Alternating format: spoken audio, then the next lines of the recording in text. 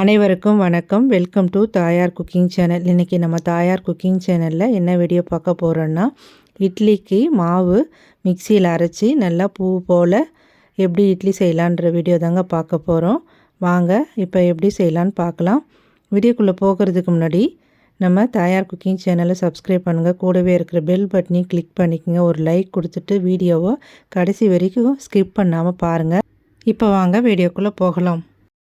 இட்லிக்கு மாவு அரைக்கிறதுக்கு நம்ம அரிசியை அளந்து ஊற வச்சுக்கலாங்க. ஒரு பாத்திரம் எடுத்துக்கோங்க. அதில் 2 கப் அளவு இட்லி அரிசியை சேர்த்துக்கலாங்க. இது கடையில் வாங்கின இட்லி அரிசி தாங்க. இப்போ இதை பாத்திரத்தில் சேர்த்துக்குங்க. இது 1 கப்பு, இது 2வது கப்பு. இப்போ இதை ஓரமாக எடுத்து வச்சுட்டு நம்ம உளுந்தையும் அளந்து எடுத்துக்கலாங்க. அதுக்கு இன்னொரு பாத்திரம் எடுத்துக்கோங்க. நம்ம அரிசி எந்த கப்பில் எடுத்தோமோ அதே கப்பில் 1/2 கப் அளவு உளுந்து எடுத்துக்குங்க. இப்போ அந்த பாத்திரத்தில் உளுந்தையும் சேர்த்துக்கலாம். இது கூடவே 1 டீஸ்பூன் வெந்தயம் சேர்த்துக்குங்க.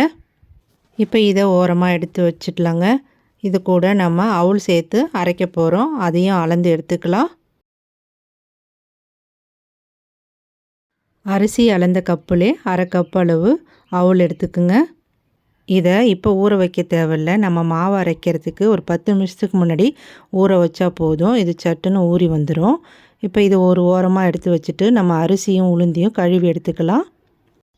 நம்ம அளந்து எடுத்து வச்ச அரிசி உளுந்தில் தண்ணி ஊற்றி நல்லா 3லேருந்து 4 வாட்டி கழுவி எடுத்துகிட்டு வந்துடுங்க. இப்போ பாருங்கள், அரிசியை 4 வாட்டி கழுவிட்டு நான் தண்ணி ஊற்றி எடுத்துகிட்டு வந்திருக்கேன். உளுந்தையும் 4 வாட்டி கழுவிட்டு நல்லா தண்ணி ஊற்றி வச்சுருக்கேங்க. 2த்து மேலேயும் பிளேட் போட்டு மூடி வச்சு 4 மணி நேரம் ஊற விடுங்க. இப்போ பாருங்கள், நம்ம அரிசியும் உளுந்தையும் ஊற வச்சு 4 மணி நேரம் ஆகிடுச்சு. உளுந்து நல்லாவே ஊறி வந்துடுச்சு. இந்த டைமில் நம்ம எடுத்து வச்ச அவலை ஊற வச்சுக்கலாங்க.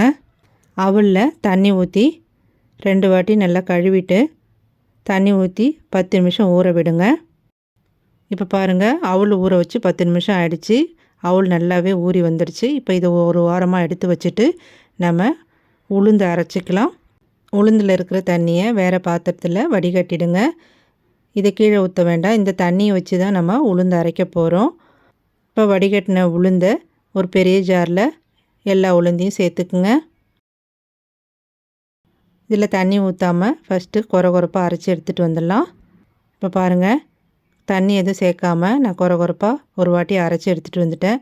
இப்போ நம்ம ஊற வச்ச உளுந்து தண்ணியை கொஞ்சமாக சேர்த்துக்கலாம். அப்பப்போ கொஞ்சம் கொஞ்சமாக சேர்த்து நல்லா மையாக அரைச்சி எடுத்துகிட்டு வாங்க. மொத்தமாக தண்ணி ஊற்றிடக்கூடாது. இப்போ பாருங்கள், நான் அரைச்சி எடுத்துகிட்டு வந்துட்டேன். மாவு இந்த பக்குவத்தில் இருக்கணும். இப்போ இதை ஒரு பாத்திரத்தில் நம்ம சேர்த்துக்கலாம். நம்ம உளுந்து மாவு அரைக்கும்போது மிக்சியை ஃபுல்லாக ஓட விடக்கூடாது. விட்டு விட்டு அரைக்கும்போது உங்களுக்கு மிக்சி சூடாகாமலும் இருக்கும். மாவு அதே சமயம் நல்லா அரைப்பட்டு உபரி ஆகி வரும். இந்த மாதிரி இதில் நம்ம ஐஸ் வாட்டர் எதுவுமே சேர்க்கலை. ஊற வச்ச உளுந்து தண்ணி மட்டும்தான் சேர்த்து அரைச்சிருக்கோம். இப்போ இது ஒரு ஓரமாக எடுத்து வச்சுட்டு நம்ம அதே ஜாரில் ஊற வச்ச அவளையும் அரிசியும் சேர்த்துக்கலாம். பாதி அளவுக்கு அவள் சேர்த்துக்குங்க. நம்ம 2 வாட்டியாக போட்டு அரைச்சி எடுத்துக்கலாம். அரிசியும் பாதி அளவுக்கு சேர்த்துக்குங்க.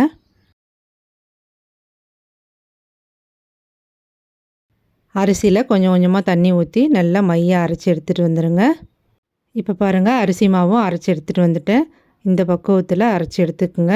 இப்போ நம்ம ஏற்கனவே அரைச்சி வச்சுருந்த உளுந்து மாவோடு சேர்த்துக்கலாம். மீதி உள்ள பாதி அவளையும் அரிசியும் சேர்த்து நம்ம அரைச்சி எடுத்துக்கலாம். சேர்த்துட்டு தண்ணி ஊற்றி நல்லா மையாக அரைச்சி எடுத்துகிட்டு வந்துடுங்க. இதையும் இப்போ 2வது அரைச்சி எடுத்துகிட்டு வந்த அரிசி மாவை ஏற்கனவே வச்சுருந்த மாவோடு சேர்த்துக்கலாம். இப்போ இதில் உப்பு சேர்த்துக்கலாம். 1 டீஸ்பூன் கல் உப்பு சேர்த்துக்குங்க.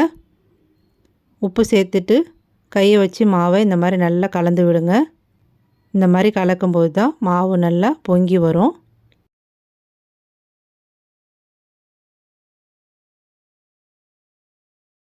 மாவு இந்த பாத்திரத்துக்கு 3/4 அளவுக்கு இருக்குது. இதே பாத்திரத்தில் நான் வச்சேன்னா மாவு பொங்கி கீழே விழிஞ்சிரும். அதனால் நான் கொஞ்சம் பெரிய பாத்திரத்துக்கு மாற்றிக்கிறேன். இப்போ மாவை மூடி வச்சு 8லேருந்து 10 மணி நேரம் புளிக்க விடுங்க. இப்போ 10 மணி நேரம் ஆச்சு நம்ம புளிக்க வச்சு மாவு. பாருங்கள், நல்லா பொங்கி வந்திருக்கு. இப்போ கரண்டி வச்சு இதை அடி மாவோட கலந்து விடுங்க.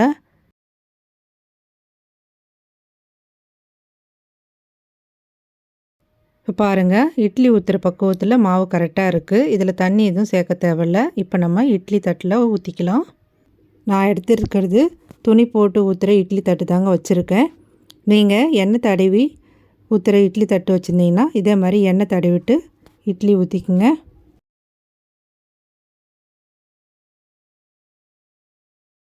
இப்போ ஊற்றின இட்லி தட்டை இட்லி பாத்திரத்தில் வச்சு வேக வச்சுக்கலாங்க. நான் இட்லி பாத்திரத்தில் 2 கப் அளவு தண்ணி ஊற்றி, தண்ணி நல்லா கொதித்து இந்த மாதிரி ஆவி வரணும். அப்போ தான் நம்ம இட்லி ஊற்றி வைக்கணும்.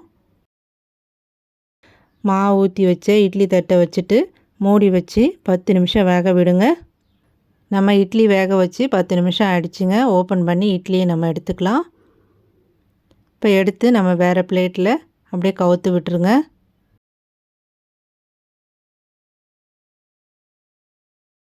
தட்டை எடுத்துட்டு துணி மேலே லேசாக தண்ணி தெளித்து விடுங்க.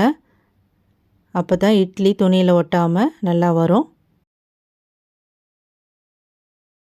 இப்போ இட்லி மேலே இருக்கிற துணியை அப்படியே எடுத்துருங்க. பாருங்கள், இட்லி எந்த அளவுக்கு நல்லா சாஃப்டாக வந்திருக்குன்னுட்டு. நம்ம மிக்சியில் மாவரைச்சி சுட்ட இட்லி பாருங்கள் எந்த அளவுக்கு சாஃப்டாகவும் நல்லா பூ மாதிரி இருக்குது பாருங்கள். நீங்களும் மிஸ் பண்ணாமல் இதே அளவுகளோட மாவு அரைச்சி இட்லி செஞ்சு பாருங்கள். இந்த வீடியோ பிடிச்சிருந்தா நம்ம தாயார் குக்கிங் சேனலை சப்ஸ்கிரைப் பண்ணுங்கள். கூடவே இருக்கிற பெல் பட்டனை கிளிக் பண்ணிவிட்டு ஒரு லைக் கொடுங்க. ஃப்ரெண்ட்ஸ் அண்ட் ஃபேமிலிக்கு ஷேர் பண்ணுங்கள், கமெண்ட் பண்ணுங்கள். நன்றி, வணக்கம்.